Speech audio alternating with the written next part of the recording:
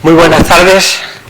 Gracias, lo primero, a todos por estar aquí, a la Junta de Oficiales de la Económica, a todos y cada uno. Gracias por compartir con nosotros esta tarde casi ecuatorial, por el calor, ¿no?, que hace en Jaén. Gracias a nuestros queridos socios que dais aliento a esta institución que, como le decía yo a don Antonio Caño hace un momento, pues es una institución venerable porque tiene muchos años, ¿no? Y esos años se traducen también en un nivel de excelencia que intentamos mantener. Y esa excelencia, esta tarde yo creo que se cumple del todo, porque tenemos aquí a Antonio Caño Barranco, por doña Carmen, su madre, Barranco. Presentar a Antonio Caño puede ser difícil o puede ser muy fácil, porque es una persona que necesita poca presentación. Todos hemos tenido de algún modo u otro, y siempre para bien, noción de quién es Antonio Caño. Además tenemos la suerte... No, eso no. Eso no. Es muy presentable. Por eso no me he querido perder estar aquí, ¿no? Y además contamos también con nuestro querido miembro de la Junta de Oficiales, también destacado, Antonio Garrido, periodista de raza. Por tanto estoy flanqueado a derecha e izquierda. Sobre todo derecha. Por dos grandes de las letras del periodismo, ¿no? Y por tanto para mí, que soy un letraherido, como sabéis, pues es todo un honor.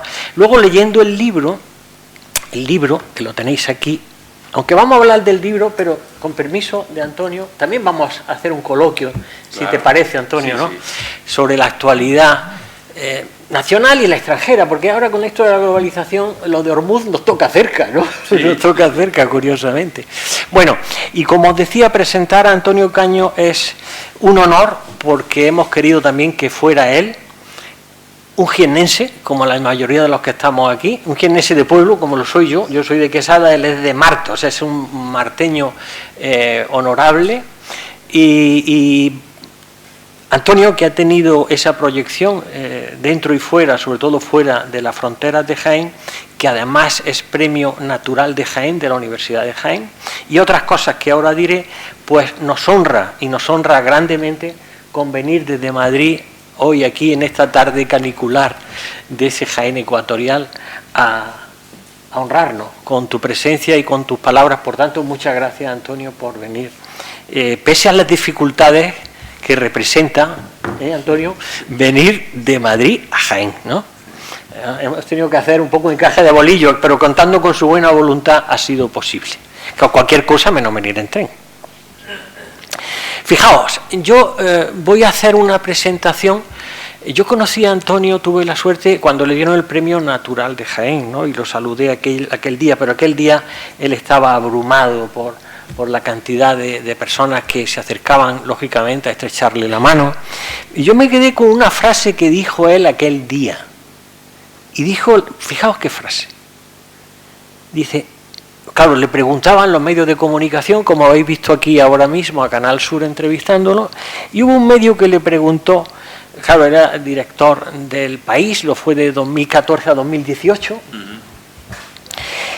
y dijo Antonio esto a aquella pregunta de un director que tiene un peso específico. Además, Antonio puso al diario El País en la pole position, en el puesto más señero de la prensa en letras castellanas en el mundo, ¿no?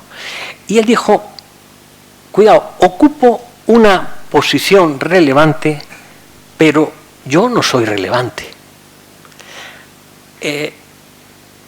Más presentación queremos. Es decir, una persona es tan grande cuanto más sencillo y humilde muestra ser en este tipo de líder, ¿no? Yo me quedé con aquella frase y con otra que luego he leído en escritos suyos, que es la siguiente, también entre comillas, ¿no? Y dicho por un periodista, entre periodistas, yo creo que es muy significativo, y más con la que está cayendo, ¿no? Entre comillas. La verdad se corrompe tanto con la mentira como con el silencio. Bueno, Antonio, como digo, es un lujo para la Real Sociedad Económica Amigos del País tenerte aquí. Es un corredor de fondo de maratones, ¿Sigues corriendo, Antonio? Sí. Sí, fantástico. Sí, y además un corredor. Pero bueno, ejercicio, que es lo que se trata, mens sana in corpore sano. Es un corredor de fondo no solo en lo pedestre, sino también en el periodismo. Un optimista bien informado. Yo creía que los optimistas bien informados éramos nosotros, los pesimistas, que somos optimistas bien informados, pero él era optimista, ¿no? No ha caído todavía en ese pesimismo. Y es un autor, en las cosas que yo le he leído a Antonio, que cuando habla se le entiende y cuando escribe también. Y eso no es fácil hoy día, ¿no? Eso quizá es uno de los mayores méritos que tiene una persona que nos regala una obra como esta, El monstruo español. Nació en Martos, como os he dicho, hace unos cuantos años, y no mucho, y Antonio pasó parte de su infancia, creo los veranos, volvías con tu hermana Mari Carmen, ¿no?, a Martos, y como yo, los que somos de pueblo, nos hemos bañado en una alberca en verano, eso es lo mejor que hay, ¿no? Vamos a poner una alberca aquí. Iba al cine del pueblo en aquella época, ¿no? Y frecuentaba pues los lugares donde nos tomamos esa cervecita fresquita o un café o lo que sea. Los que somos de pueblo sabemos lo que decimos. Antonio Caño inició su carrera, estudió periodismo en la Universidad Complutense y ejerció como reportero de la agencia EFE como primer destino. Ha asistido como testigo documental, como reportero a distintas guerras como la del Líbano o las Malvinas. En 1982 se incorporó al diario El País y ha sido corresponsal en México, Centroamérica, Estados Unidos, donde cubrió las presidencias de algunos señores que a lo mejor nos suenan, Clinton, Bush o el señor Obama. Entre 2014 y 2018 fue director del diario El País, lo posicionó en esa situación de liderazgo que entonces tenía el diario El País. Y en la actualidad es socio director de estudios de comunicación y también, como sabéis, nosotros, mi mujer y yo, lo escuchamos muchas mañanas con Carlos Alsina en Onda Cero, ¿no? Es un tertuliano de lujo, ¿no? Es premio Ojo Crítico de Radio Nacional de España, ha sido distinguido con la Gran Cruz del Mérito Civil por el Rey de España, por el sucesor de quien nos preside a nosotros, de Carlos III, ha sido premio de la Orden Bernardo O'Higgins de la República de Chile y también ha sido distinguido con un galardón muy señero por parte de la Fundación Eisenhower en España, en reconocimiento al compromiso y la defensa de la libertad de prensa y la libertad de expresión. Bueno, yo no quiero cansarles mucho más, le voy a dar la palabra a mi compañero Antonio, dándole también las gracias, y ahora dialogamos sobre el monstruo español. Muchas gracias.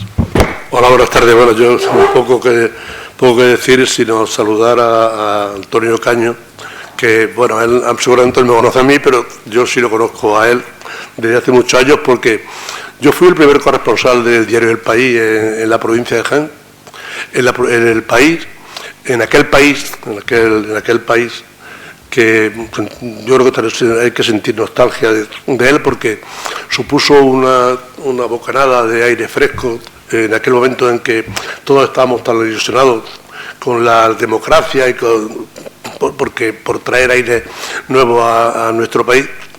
Y yo fui, corresponsal, y en esas páginas del País está condensada la transición en Jaén. Alguna vez he pensado en rescatar todos aquellos artículos, porque efectivamente es todas las crónicas, porque todo es verdad que se publica. Yo conseguí publicar mucho. Yo podía pasar un mes. En un mes podía publicar 15 o 20 artículos, como poco.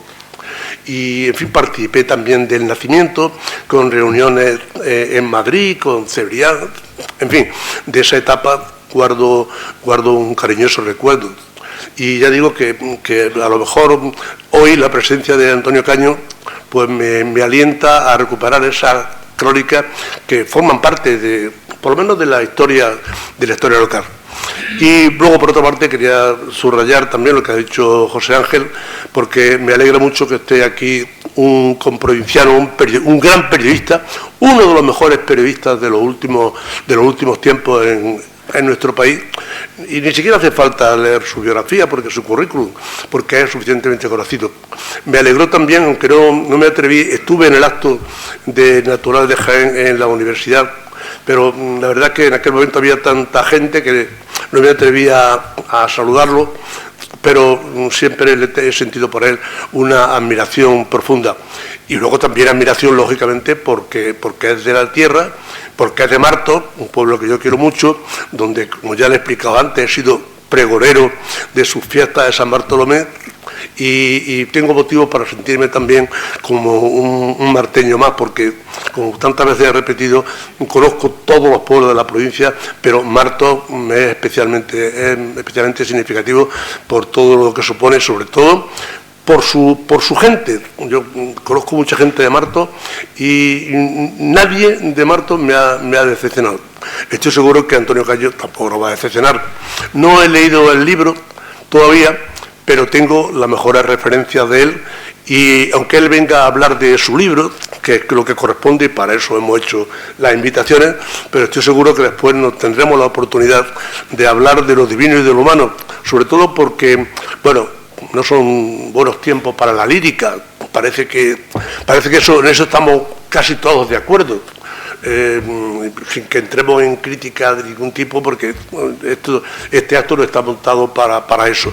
Pero bueno, teniendo aquí un espectador y un analista de lujo, que por cierto interviene en una emisora de radio que es de lo poco, a mi juicio, que nos va quedando ya en este paisaje de la onda, donde todo se va adulterando de una manera bestial, y ya no sabe uno a qué carta quedarse, sobre todo si se pretende estar, no se pretende estar estrictamente en la trinchera, y entonces pues hay que buscar referentes, y yo creo que el lugar donde está situado Antonio Caño es un lugar de referencia que, por lo menos para mí, tiene la mayor simpatía. Así que yo he venido aquí a escuchar sobre todo a Antonio Caño, y después tendremos la oportunidad de cambiar impresiones, pero desde luego lo que sí quiero insistir es felicitarlo muy cordialmente y agradecerle su presencia entre nosotros. Aquí somos todos una familia, pues todo es la institución en la que te encuentras, una institución que se siente muy orgullosa de ser de Jaén, de ser un exponente de la ilustración, de aquella ilustración que tú seguramente respiras todavía, cada vez menos, pero se respira algo en la villa y corte. Y nos sentimos una familia, porque desde aquí lo que queremos es que, y seguro que tú compartes ese criterio, es que Jaén sea cada día más conocida y sobre todo avance, porque antes José Ángel se ha referido al tema de comunicaciones, que es un tema sangrante. Yo creo que las comunicaciones hoy por hoy pueden ser perfectamente el reflejo exacto, la fotografía del abandono que ha tenido esta provincia durante décadas, algo que hay que poner en el debe de todos los gobiernos. Esto no es de un gobierno ni de otro. Bien, es verdad que ahora estamos en el presente, pero bueno, aquí nos han prometido días de vino y rosa, pero ni vino ni rosa, y efectivamente venir de Madrid a Jaén es una aventura muy peligrosa, y eso lo sabe cualquiera que venga a Jaén invitado a cualquier institución, y lo sabemos en la económica, y lo sabe en la universidad, donde a veces tienen que traer invitados, y bueno, es complicadísimo que estemos tan aislados, estando relativamente tan cerca de Madrid. Pero bueno, eso a ver si alguna vez surge un milagro y ponemos a Jaén en el mapa, porque lo necesitamos, y necesitamos también el apoyo para eso desde los medios en los que está Antonio, año de que nos eche una mano, porque se lo agradeceremos. Así que muy bienvenido.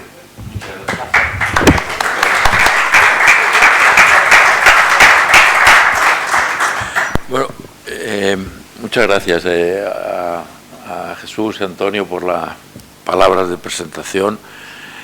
Muchas gracias a todos por su asistencia. Quiero pensar que vienen para escucharme, no para refugiarse del calor que tienen fuera. De verdad estoy muy agradecido y muy emocionado, sinceramente emocionado de estar aquí otra vez en mi tierra, ¿no? Las normas básicas de cortesía a uno le obligan a agradecer la invitación a cualquier sitio al que te hagan, y obviamente yo a cada sitio al que voy a conversar pues agradezco y hago un elogio al sitio al que voy, ¿no?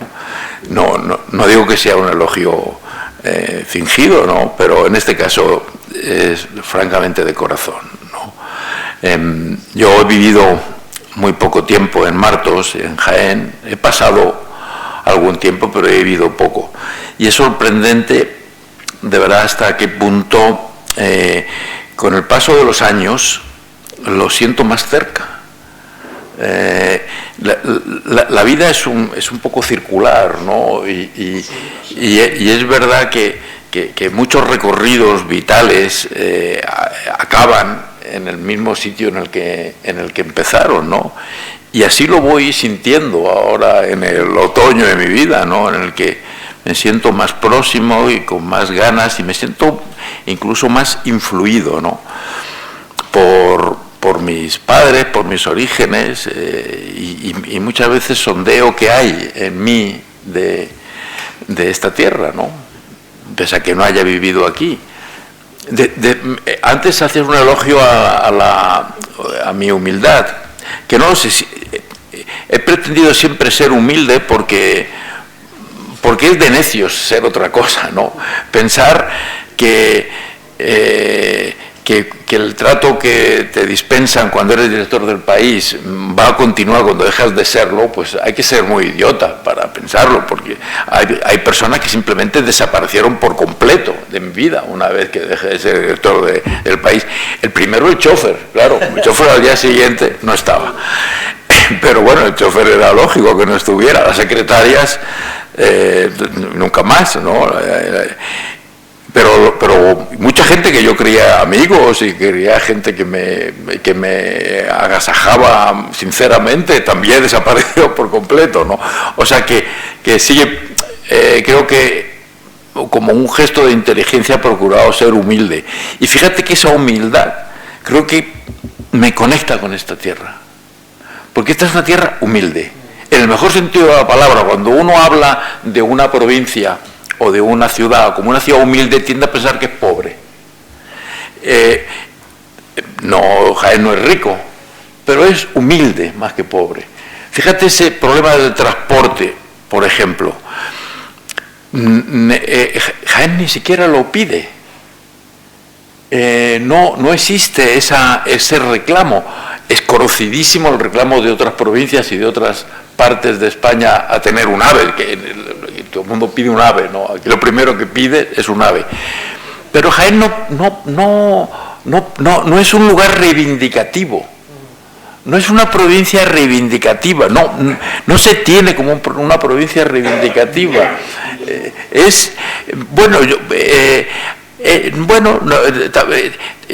Yo no siento que Jaén crea que merece mucho más. A ver si me explico. Esta es una de las ciudades, lo dije cuando me dieron el premio, gran parte de la gente que he conocido por el mundo era de Jaén. Embajadores, científicos, investigadores, y yo siempre me pregunto, ¿por qué hay tanta gente de Jaén fuera, no?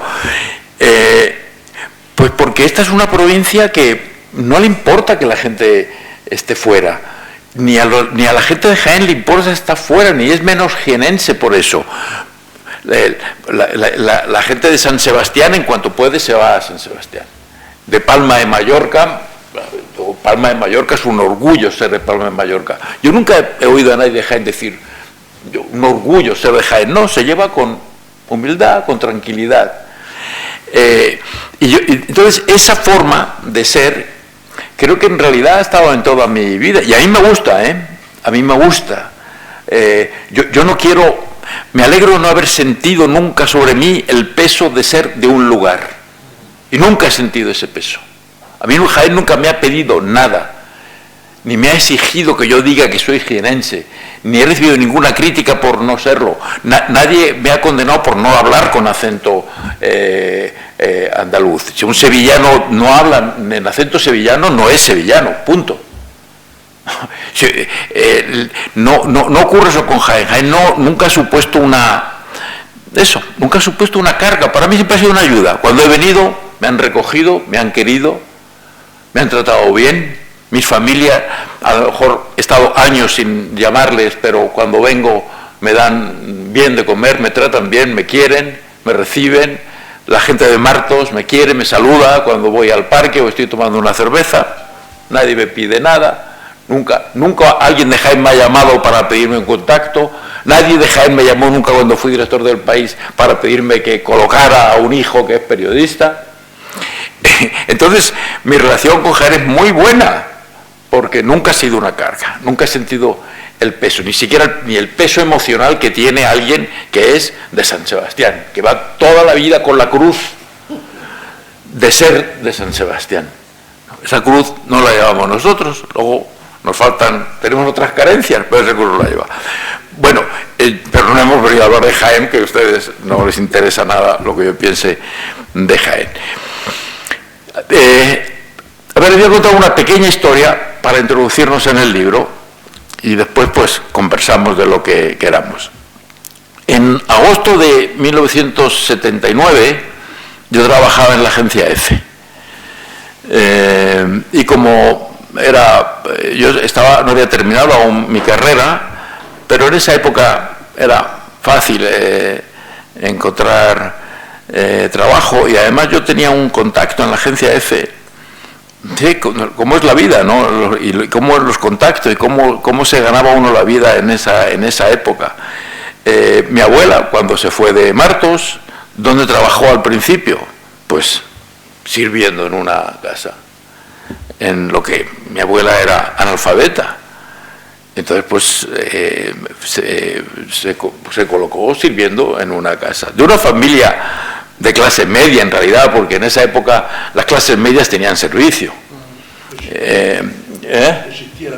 Sí, existía clase media, la clase media tenía servicio, servicio que no era tratado de una manera clasista, sino como parte de la familia. Mi abuela era la cocinera y parte de la familia.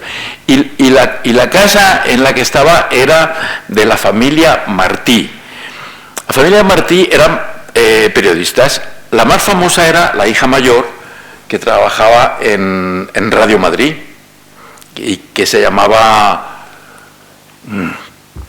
no recuerdo el nombre. Ella era una locutora muy famosa en la radio, que hacía un programa con Pecker. ¿Cómo se llamaba Pecker de nombre? A ver si, con José Luis Pecker. José Luis Pecker y María Martí, no me acuerdo cómo se llamaba ella de nombre. Tenían un programa muy conocido en la época.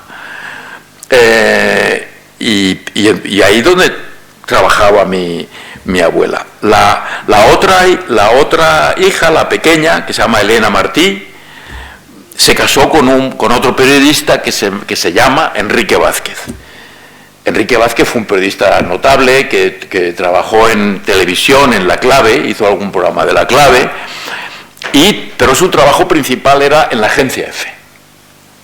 Entonces, como se hacían las cosas en la época, cuando yo empecé a estudiar periodismo, mi abuela, sin encomendarse ni a mí ni a nadie, pues ella hacía como se hacían las cosas en esa época, que es hablar con la señora donde servía, que ella sabía que eran periodistas, y le dijo: mi nieto ha empezado a hacer periodismo. Y entonces, pues mi abuela, ¿qué ha hablado con Elena Martí? Pero abuela, me da una vergüenza tremenda, ¿no? Porque me da vergüenza.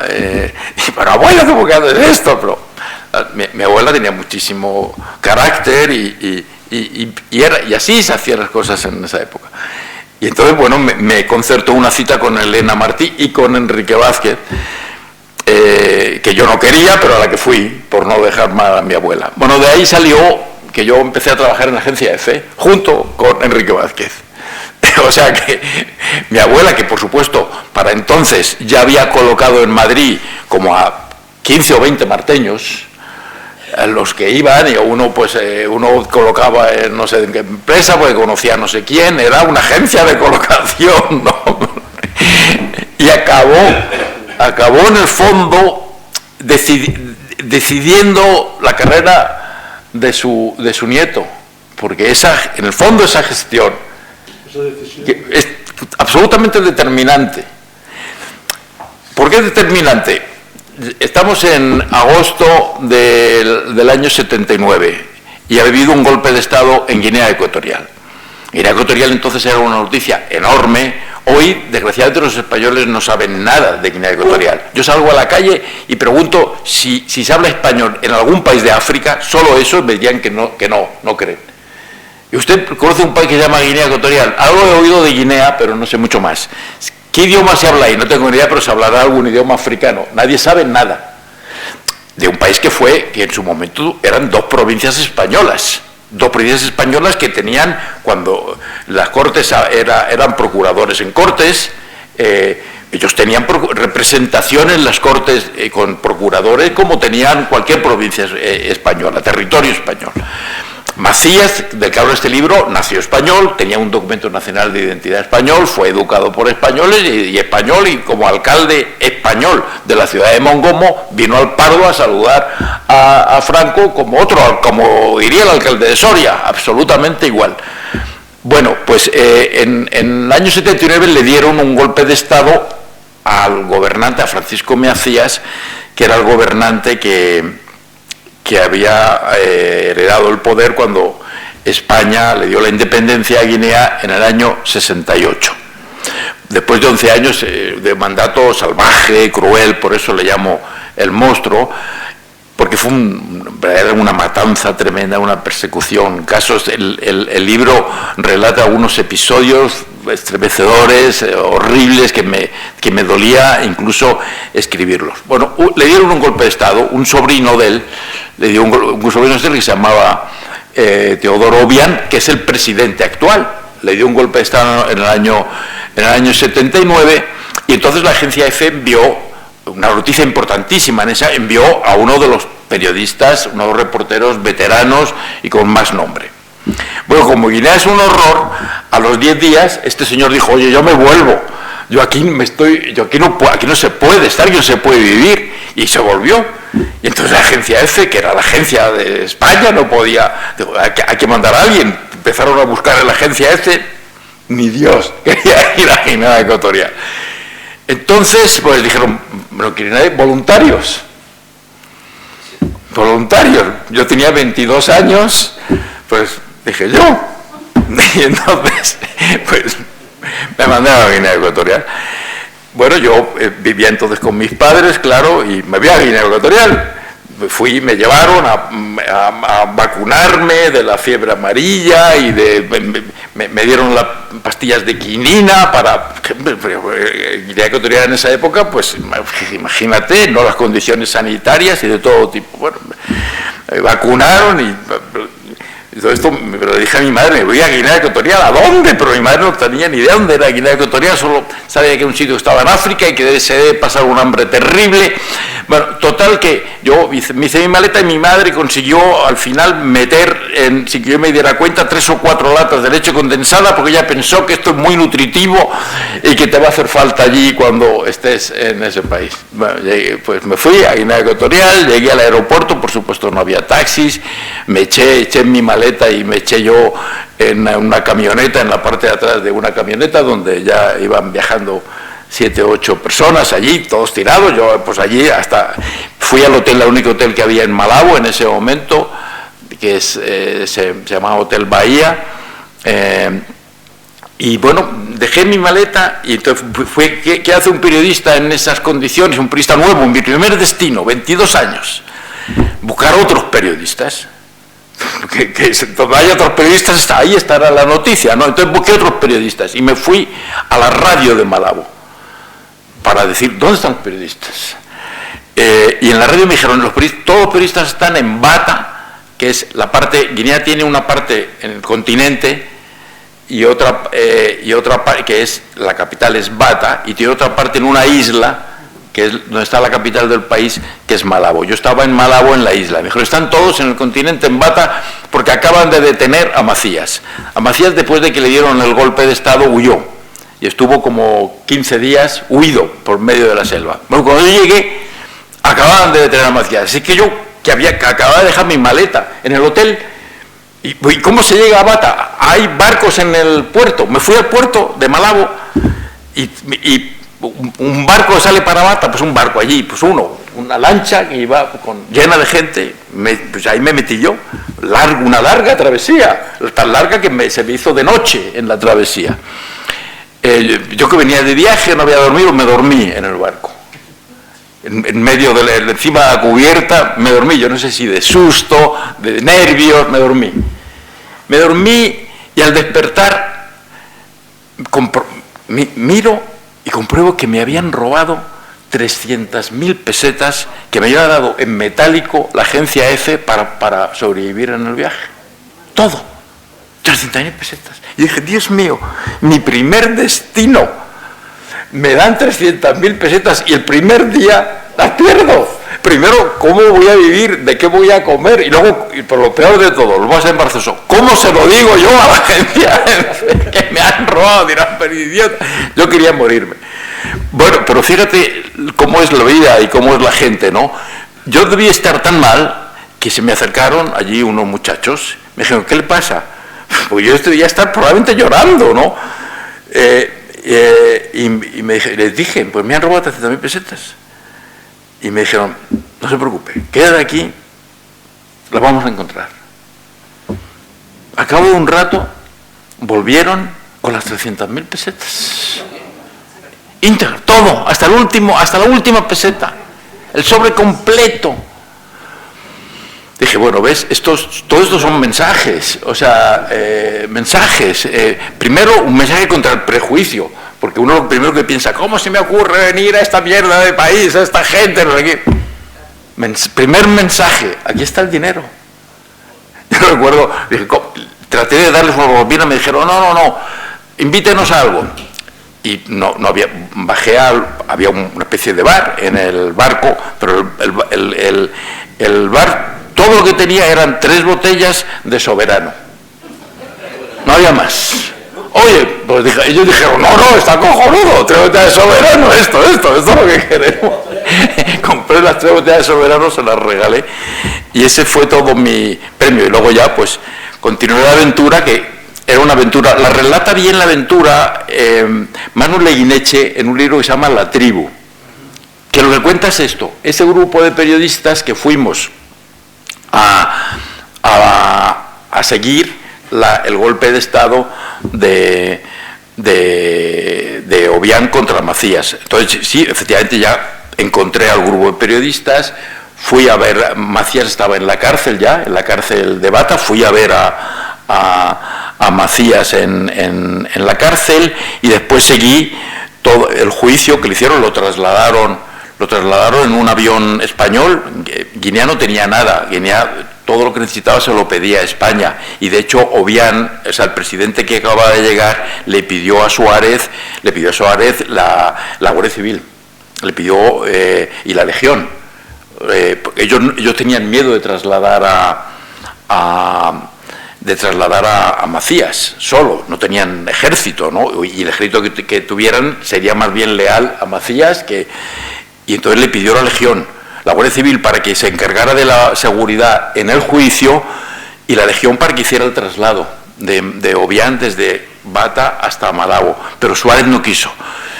Piensa que era España 79, el pánico que existía en ese momento a una intervención militar, a que piensan que España está interviniendo militarmente en Guinea Ecuatorial. Es un error, porque ahí perdimos una posición estratégica para siempre, porque lo que hizo Obiang es pedírselo a Marruecos, y Marruecos sí le envió soldados. Marruecos no tenía, pero nosotros, la España esa muy acomplejada, una democracia acomplejada, con los militares nada, y no lo hicimos. Y entonces lo único que se le mandó es un avión del ejército con el servicio que llevaba, de seguridad que llevaba el propio avión. Pero Suárez no aceptó enviar a la Legión, y digo, mirando en retrospectiva, deberíamos de haber hecho y deberíamos de habernos comprometido, deberíamos de haber que la Guardia Civil se hubiera encargado y todo eso, ¿no? Pero no lo hacíamos, porque en ese momento había un sentido muy antimilitarista en España, ¿no? Y Suárez no lo aceptó. Bueno, y a partir de ahí pues escribí varias crónicas para la agencia EFE. En ese momento se pasaban a España por teles, yo sabía en ese momento picar una cinta de teles, ¿no? Y sabía corregir incluso, porque sabía los agujeros, sabía a qué correspondían. No había teléfono, no había apenas comida. Bien hizo doña Carmen en dejarme las latas de leche condensada, que fueron muy bien recibidas después. No había apenas comida, las condiciones de vida eran muy malas. Y bueno, y ahí pues escribí varias crónicas y estuve pues como 2 meses, creo recordar, y como todo en la vida, al final se le coge cariño a la gente, a los sitios y sobre todo a la gente, ¿no? Y al final te ayudan mucho, y me quedé con ese buen recuerdo de que había sido mi primer destino y que había salido de allí con muy buen sabor de boca. Y después, con el paso de los años, pues ya hice otras cosas y fui a países muchísimo más desarrollados y hice un poco todo, ¿no? La verdad es que he recorrido el mundo entero, he cubierto, no sé, centenares de crisis en todo el mundo, desde Filipinas hasta el Perú, Sendero Luminoso, yo qué sé, es que siento un poco de pudor relatar, porque he estado en muchísimas crisis y en muchas cosas, pero sentí que se había quedado completamente ignorado este episodio de Guinea, y que con el desprecio habitual por su historia, los españoles habíamos echado completamente un manto negro sobre esa página de nuestra historia que ninguno quería recordar. No era una historia cómoda para nadie. Para la derecha no era una historia cómoda porque era una historia de terratenientes, de explotación, no era una historia cómoda para la derecha, de nacionalismo. Carrero tuvo muchísimo protagonismo en Guinea Ecuatorial, entonces la derecha prefirió ignorar esa historia, y la izquierda igualmente, porque Macías era un tirano, pero teóricamente de izquierdas, era un aliado de Rusia y de China y en última instancia de Corea del Norte. Cuando a él le dieron el golpe de Estado, sus hijos se fueron a Corea del Norte, y una de las hijas pasó muchos años allí, aprendió coreano y vivió bajo la tutela del régimen de Corea del Norte, la hija de Macías. O sea que, como la izquierda tampoco quería remover mucho el tema, porque se supone que este era un salvaje, pero un salvaje que iba con la bandera nacionalista y antiimperialista y anticolonialista y todo ese rollo, ¿no?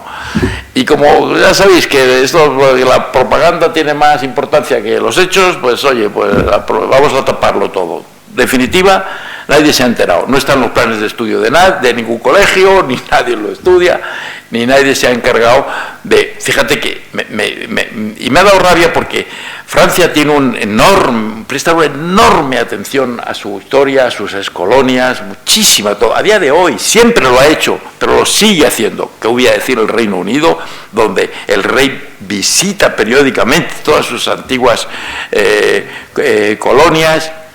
España nada, España, Guinea Ecuatorial nada, y América Latina casi nada tampoco. En los últimos años nada, en los últimos años ni América Latina cuenta ya. Entonces, pues pensé que vamos a poner un libro y alguien, tal vez, que caerá en manos que pueda interesarle a alguien, ¿no? Y esta es la historia de este libro. Y bueno, no sé si puedo detallar más algún aspecto que queráis o alguna cosa o si tenéis duda o queréis que conduzca esto por un sitio o por otro, pues encantado. Hay una cosa que quería comentarte al hilo del libro, ¿no? Antonio, ¿querías tú decir algo?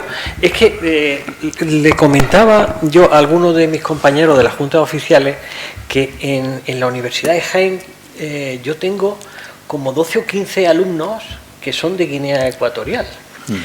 Gracias a los programas de movilidad internacional que tiene la Universidad de Jaén, pues, y he detectado, porque son una gente, primero, son gente joven, chicos y chicas, que están entre los 20 y los 23 años, que tienen un gran respeto hacia el profesor, algo que aquí no abunda. El principio de autoridad aquí está de aquella manera.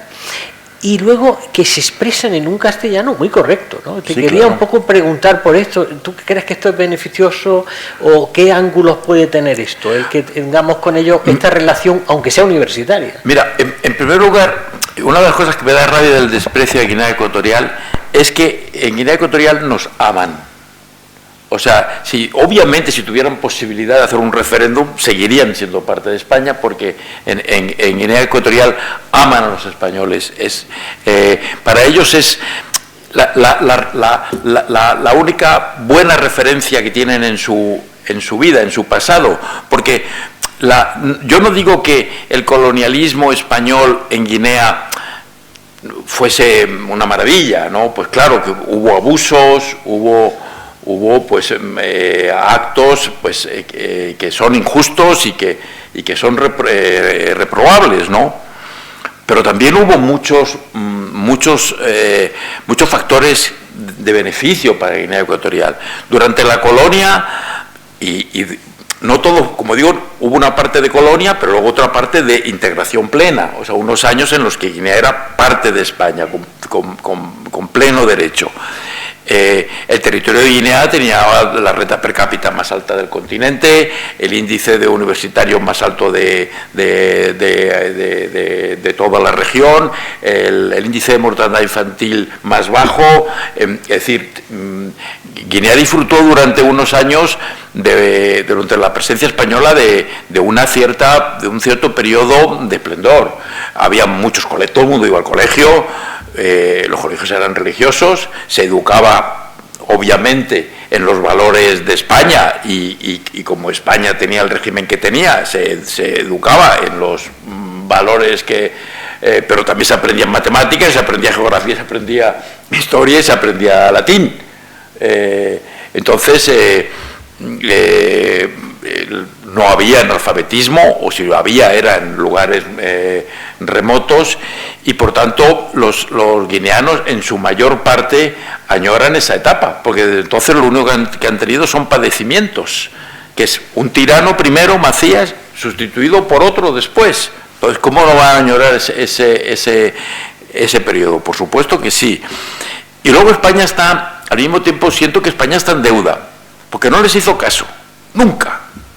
Ahí los dejó independencia y nunca más les prestó atención, nunca más. Durante los años de Macías, claro, durante los años de Macías el régimen de Franco ya estaba en un periodo un poco de debilidad.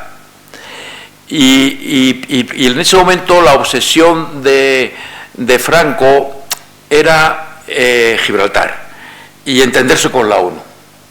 Esto era la política exterior aquí en ese momento. El ministro de Exteriores de la mayor parte de ese periodo, que era Castilla, el objetivo era entenderse con la ONU, porque a Franco le molestaban mucho las críticas de la ONU y la deslegitimación que se hacía desde el internacional que se hacía a su régimen. Entonces era la ONU, y en realidad Franco cedió mucho en la independencia, y entre otras cosas porque Castilla medio lo convenció de que si nosotros nos llevamos bien con la ONU y le damos lo que quieren, que es eso nos va a colocar en una posición muy favorable para Gibraltar, porque nos lo van a valorar mucho. El movimiento de descolonización en esa época, hablo de los años 60, sobre todo la segunda parte de los 60, era potentísimo en el mundo, era lo más potente que había, el movimiento de descolonización. Y entonces Castilla, que hacía que era un liberal dentro del régimen y que para él era muy importante abrir las puertas del régimen, y para eso era fundamental tener la luz verde de la ONU, pues Castilla era muy partidario de darle independencia a Guinea Ecuatorial y en parte convenció a Franco de que eso lo dejaba en una posición favorable para Gibraltar. Una cosa que, perdona que interrumpa ahí, porque ¿cómo es posible? Esto me resulta casi una alquimia, que en el tardofranquismo, un régimen como el de Franco propicia unas elecciones libres. Esto es de las cosas más llamativas. Primero, una constitución, porque antes de la independencia los guineanos se reunieron en Madrid bajo la tutela del gobierno español para elaborar una constitución. Y una constitución donde me contaba, cuando estaba escribiendo este libro, me contaba Martín Villa, que entonces trabajaba con López Bravo en el Ministerio de Industria. En el Ministerio de Industria. Era como número 2, 3, uno de los subdirectores o directores generales que tenía López Bravo en el Ministerio de Industria. Pero a Martín Villa le gustaba mucho la política y López Bravo, si algún personaje de estos no les dice nada, me preguntan. Y López Bravo, que tenía mucha intuición, vio que este tema de Guinea era un lío, porque este tema está por medio Carrero Blanco, y si yo me meto por medio, voy a pisar los gallos a alguien.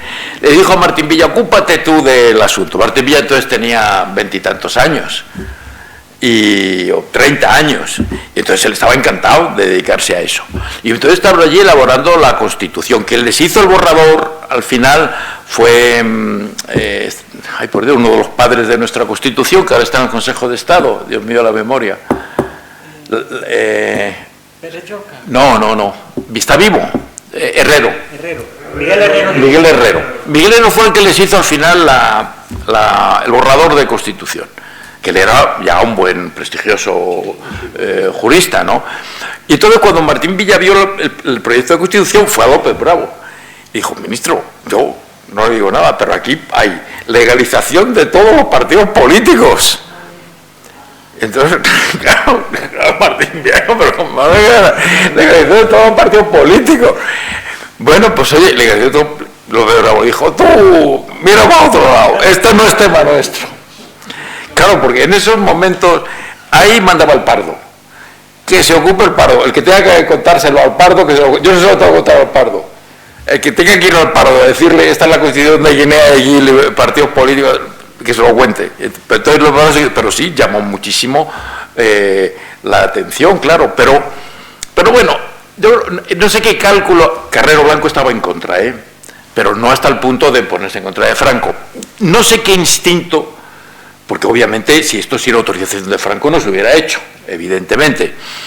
En algún momento Franco, que era bastante pragmático y no muy ideológico, yo creo que excepto la parte religiosa... No te metas en política. Sí, no era... Pero entonces él dio a pensar, Guinea Ecuatorial, esto tampoco me puede perjudicar mucho, ¿no? Bueno, y hicieron elecciones libres, a 2 vueltas, tan libres que uno diría, pero qué mal lo hizo el régimen, porque oye, lo mismo que hacía Francia o hacía Inglaterra, tú haces una apariencia de elecciones libres, pero las gana el que tú dices, lo organizas de manera que la gana no, el candidato de España perdió, y las ganó el que era más contrario a España.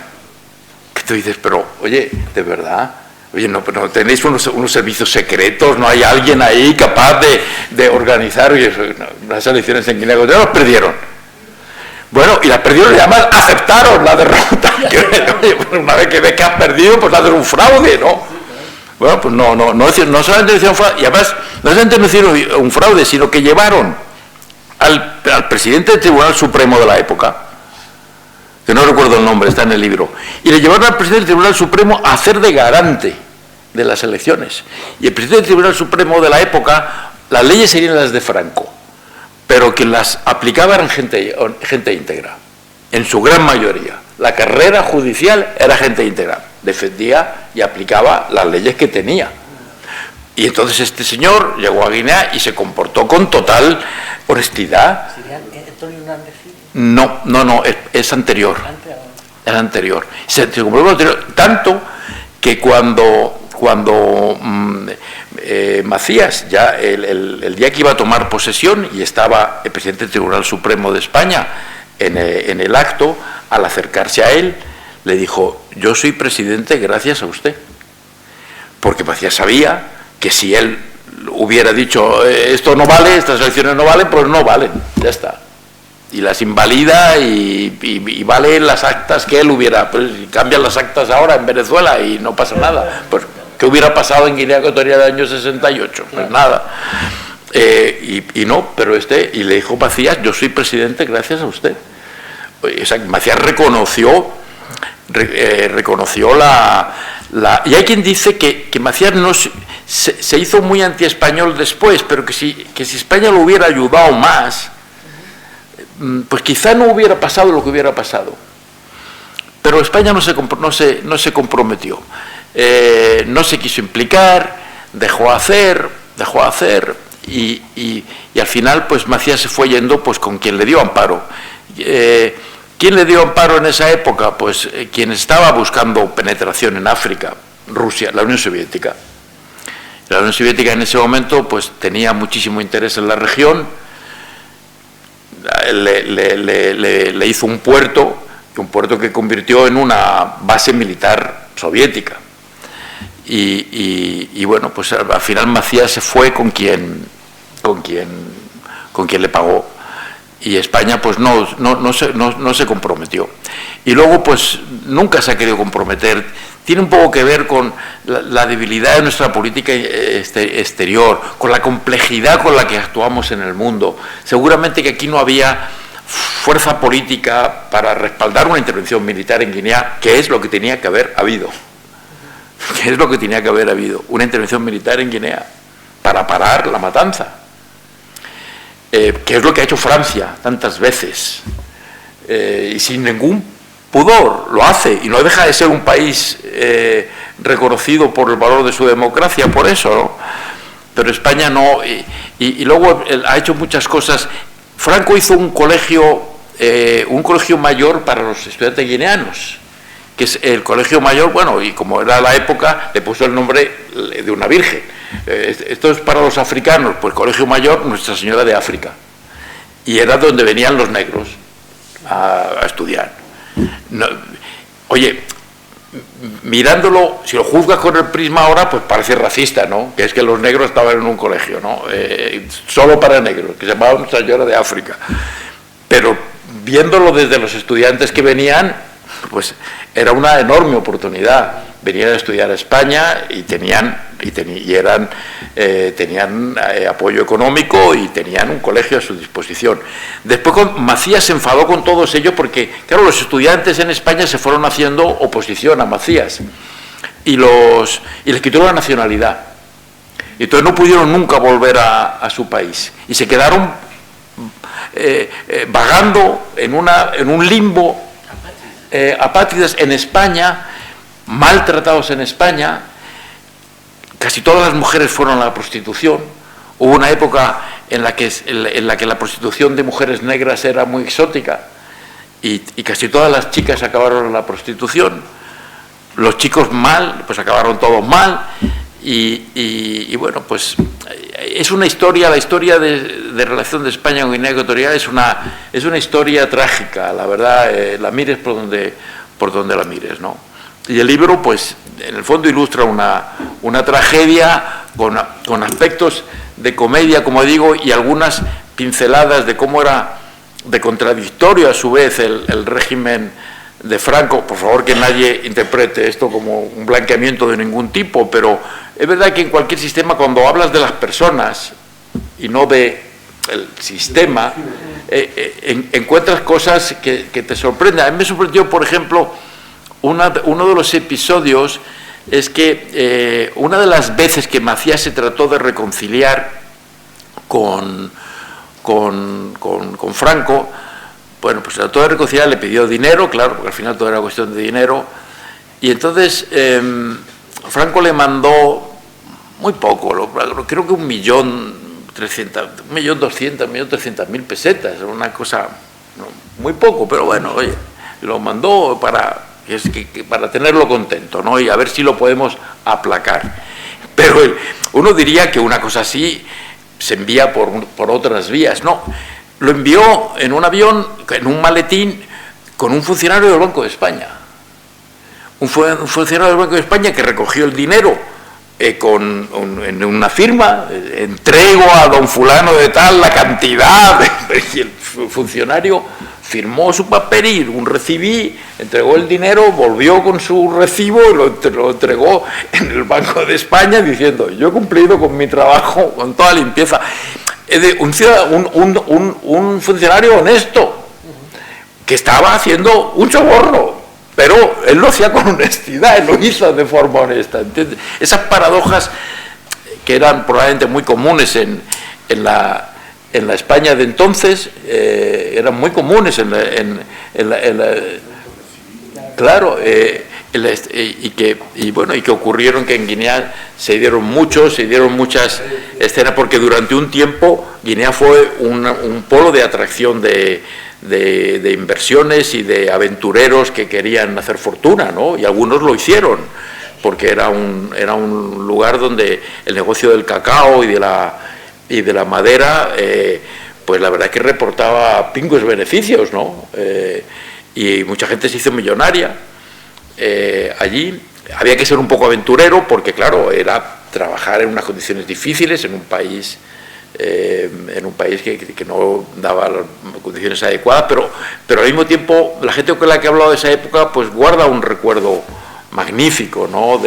Pues el recuerdo de una vida en un país, en el África ecuatorial, donde pues los grandes terratenientes blancos pues disfrutaban de una vida de ensueño, en el fondo, ¿no? Todo eso acabó muy mal, Marcial los expulsó a todos, hubo muertos, persecuciones, y te digo, el final es un final trágico de una historia que hubiera sido, que creo yo que podía haber sido una bonita aventura de España, y una buena imagen de España, porque es curioso la buena imagen que España, cuando hace las cosas bien, deja, y en contraste con la sensación que otras, yo conozco varios países de África, tanto de antiguas colonias francesas, antiguas colonias inglesas, y el sentimiento general es muy antifrancés, muy anti-inglés, y algo hace España bien que no despierta esa hostilidad y esa antipatía por parte de esos países, ¿no? Así es que, bueno, pues esta es la historia que está en este libro. ¿Qué te parece si le damos la palabra? No, hombre, no, vamos, debemos. Antonio. Bueno, yo era simplemente comentarle que podríamos haber aprovechado muy bien la simpatía que Teodoro Villammenguema ha tenido siempre con España, sobre todo en la inicio, porque él se formó en la Academia General Militar. Claro. Y por eso él pedía la fuerza, porque estaba acostumbrado a la fuerza armada de esa época, y por eso pedía esa... Claro. Y podía haber sido muy bien aprovechado, sí, esa sintonía. Totalmente. De hecho, hay ahora mismo una placa en la Academia General Militar, en los pasillos, claro, donde pone: aquí estudió el presidente de Guinea Ecuatorial, hay una placa que, como un cuadro de... Sí, sí. Donde él, que ha ido luego a la rejura de su promoción, ha venido en varias ocasiones, no sé cuántas, ha visto reflejado también el cariño. Claro. La Fuerza Armada lo acogió y se formó en nuestra academia. Sí. Sí, eso fue pero eso creo que tiene que ver con un complejo que tenemos de no tener nuestras fuerzas armadas donde tenían que haber estado allí en ese momento, y haber contribuido a crear una fuerza armada guineana que te fuera amiga. Tener un país amigo, con militares amigos, que tú podías seguir educando en España, y esa amistad después genera inversión y buenas relaciones políticas, ¿no? Podíamos haber ayudado en hacer una industria turística en Guinea. Guinea es hermosísimo, con unas playas magníficas, tiene mucha parte de costa y, como digo, tiene una isla y unos paisajes realmente hermosos, tiene fauna. Tiene fauna africana. En su época algunos españoles iban a cazar elefantes a Guinea Ecuatorial. Fraga cazó un elefante en Guinea Ecuatorial. Sabes que esas cosas a Fraga le gustan, y él fue varias veces y le gustó aquello, y una de las veces hizo un safari y mató un elefante. Cuando matar a un elefante no era tan mal visto, ¿no?, como ahora, porque ahora matas un elefante y te has...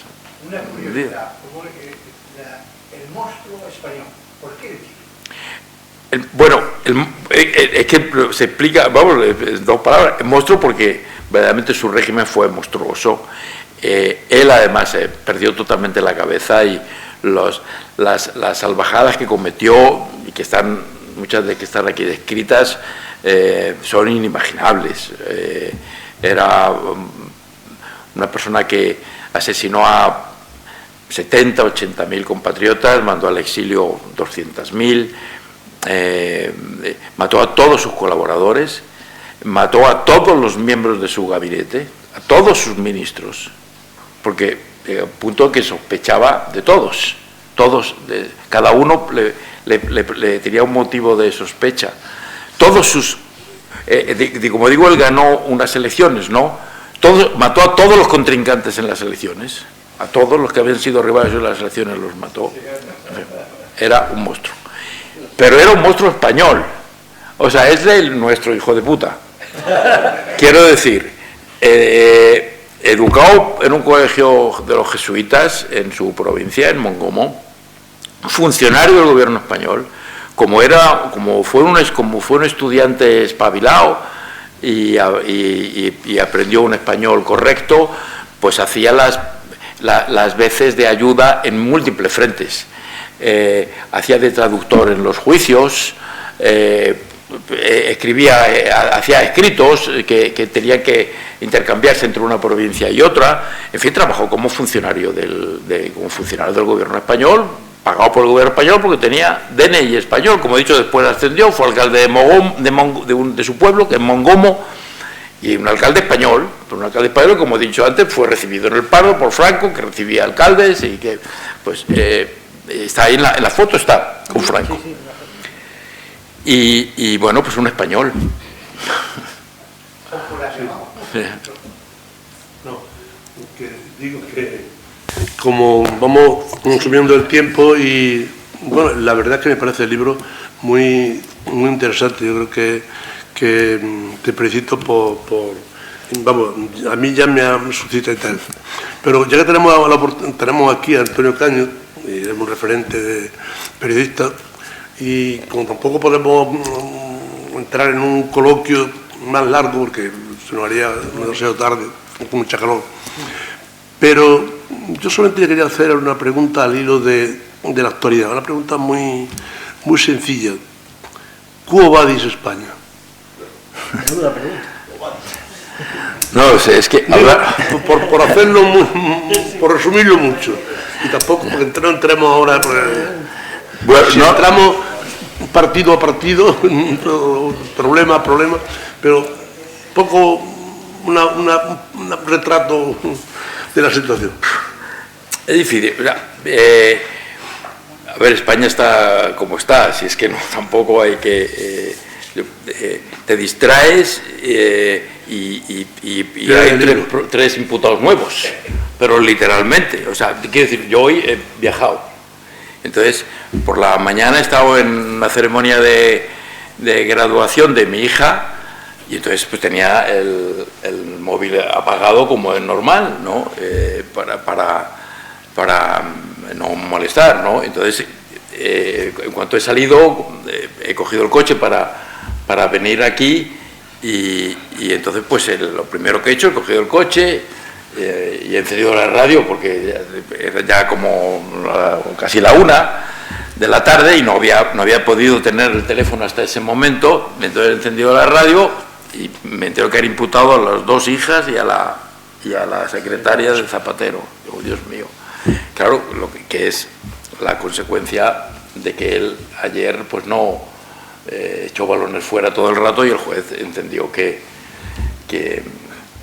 no había dado explicaciones, y como él antes había dicho que sus cosas las lleva su secretaria y que la actividad era desviada a través de la compañía de sus hijas, pues entonces si él dice que esto lo lleva la secretaria y que lo llevan las hijas, pues entonces el juez ha imputado a la secretaria y a las hijas. Entonces España está en un grado de tensión política máximo, en un grado de polarización política extremo. Entonces yo, en primer lugar, no sé bien cómo es vuestra casa en términos, al ser una institución de carácter cultural y antiguo, imagino que procuráis tener una posición plural sobre las cosas. No, con respeto se puede hablar de todo. Y tratáis de que esa polarización que vivís afuera, todos, no contagie demasiado. Bueno, tratamos de que que no contagie los debates internos, porque es muy complicado, porque estamos en un punto en que realmente pues es muy difícil. En España está en este momento muy afectada la convivencia incluso en los niveles familiares, ¿no? Y la polarización es tan grande que ya los debates racionales son muy difíciles. Sabemos que tenemos al menos una cuarta parte del país por un lado y otra cuarta del país por el otro, al que le dan igual los hechos. Le da completamente igual. O sea, no, da igual. Estamos hablando de Zapatero, da igual lo que el juez encuentre. O sea, si mañana el juez encuentra una foto de Zapatero cobrando así el dinero pues la gente, habrá una cuarta parte del país que va a decir es un montaje. Y es verdad que hay otra cuarta parte del país que está dispuesta a creer que Zapatero es el culpable de todo, ¿no? Y tampoco es así. Pero yo tampoco quiero ser equidistante, pues si tengo que ser sincero, ¿no? Porque en este momento en España no todos son culpables de lo que está pasando. O sea, el gobierno es el principal culpable de lo que pasa siempre y por definición, en cualquier momento y en cualquier circunstancia. Siempre el gobierno es el principal responsable. Y en este momento es el principal responsable. Por negligencia, si quieres ser lo más bondadoso, el gobierno es el principal responsable. Si tú quieres ser bondadoso y pensar porque el gobierno es un grupo de incompetentes que no sabe manejar la situación, es responsable, o bien de forma activa, o bien porque al gobierno le interesa este nivel de polarización por razones políticas. Y cuando digo el gobierno es inevitable decir, o sea, yo no cumpliría con la verdad si no dijera que en este gobierno no hay prácticamente ningún ministro que tenga personalidad. Voy a hacer unas cuantas excepciones de gente que me sorprende incluso que esté en el gobierno. Luis Planas, Carlos Cuerpo, Jordi Hereu, quizá Margarita Robles. Me sorprende que estén en el gobierno porque ellos creo que tienen una historia, formación, trayectoria y personalidad propia. El resto no tiene eso, el resto fuera del gobierno no son nada.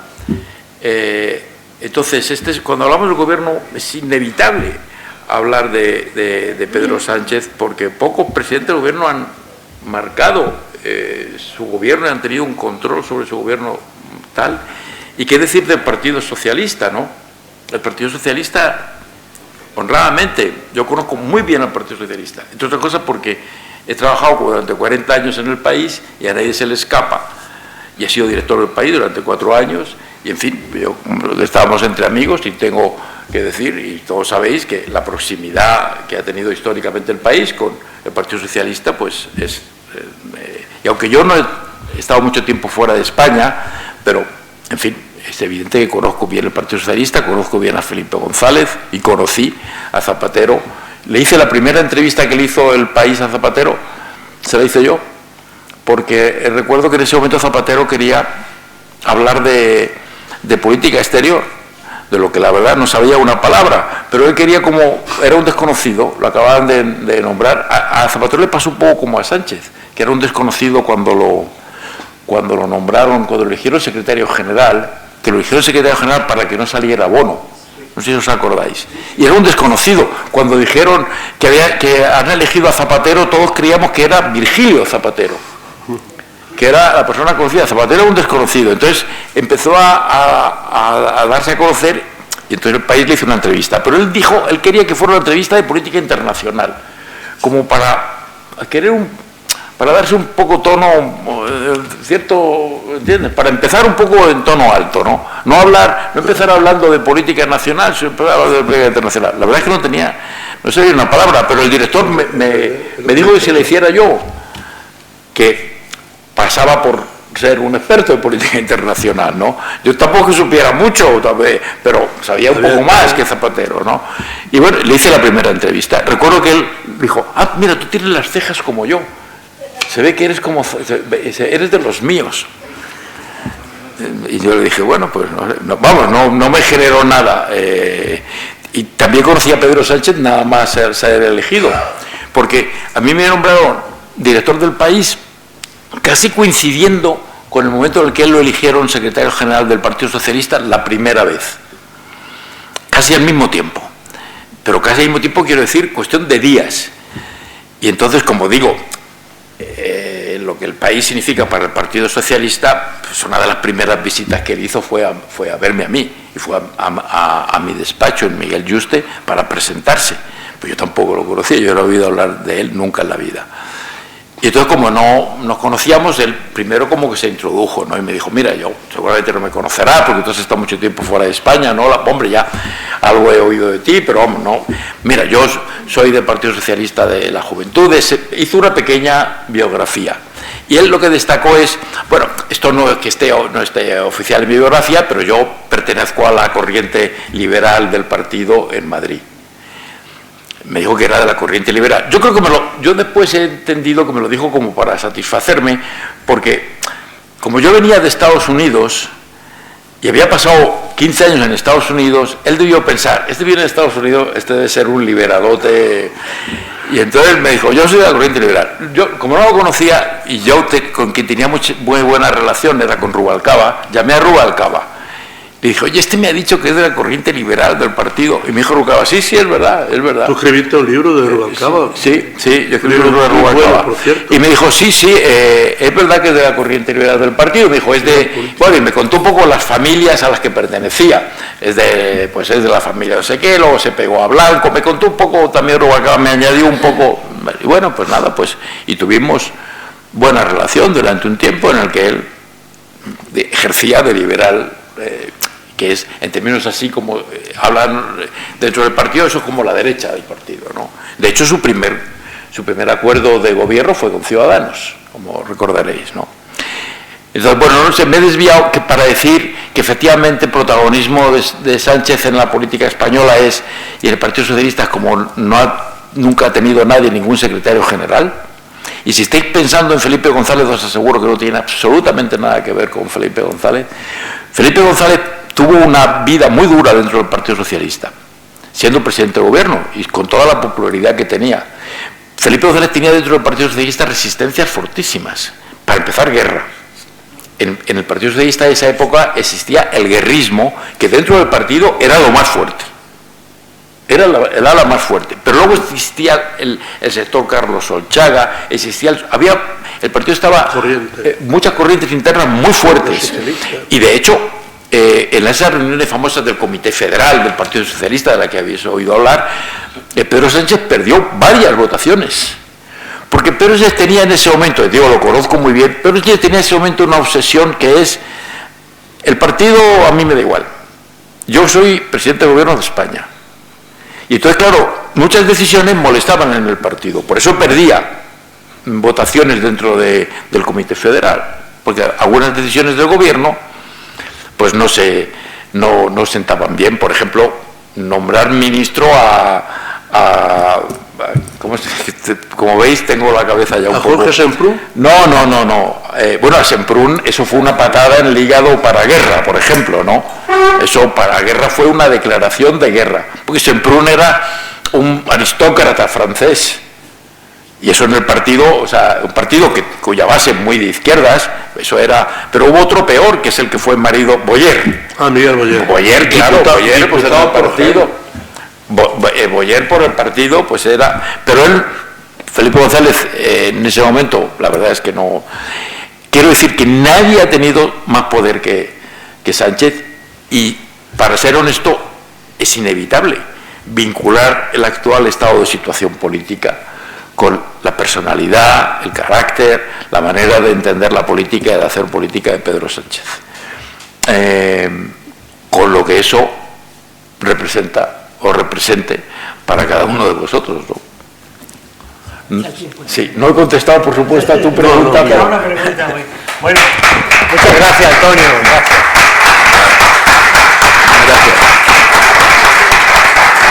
Bueno, Antonio, hay libros ahí, si queréis que os firme algún libro, pues... Muchas gracias, damos por clausurado el curso. Gracias.